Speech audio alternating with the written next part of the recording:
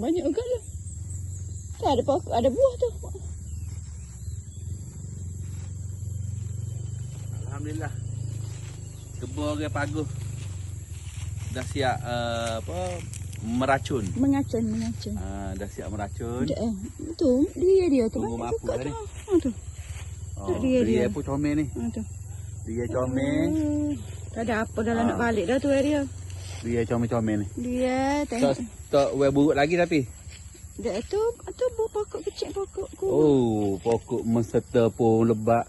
Dua pokok menserta ni lebat. Ni macam durian kelas juga ni.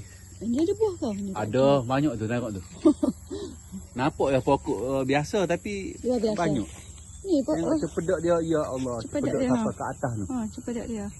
None. Alhamdulillah berkat membaja ni. Terbaik.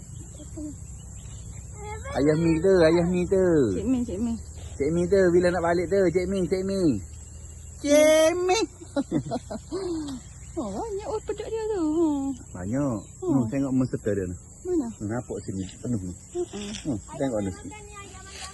Tengok menserta dia. Payah nak zoom ni. Ada ni. Tanya ni nak pegang ni.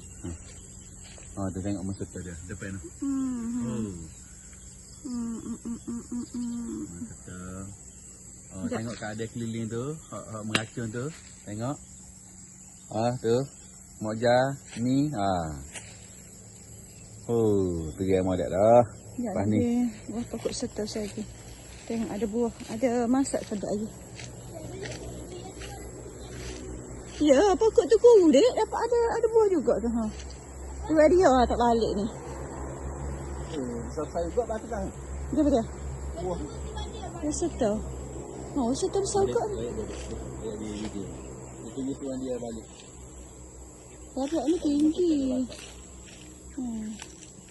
Ni ada juga buah.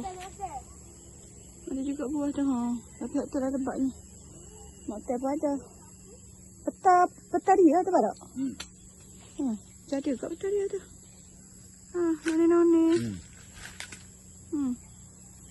Peta pun tu ambil comel lah. Adik elok kata tu dia. Apa dia tunggu tu dia balik baru dulu. Si pokok dia tanam kot ni. Pokok baru tanam tu. Comel-comel ni pokok. Mari kita tunjuk dek. Cik Mi nak tengok. Kita tengok. Pokok-pokok Cik Mi tanam kita. Pokok petai.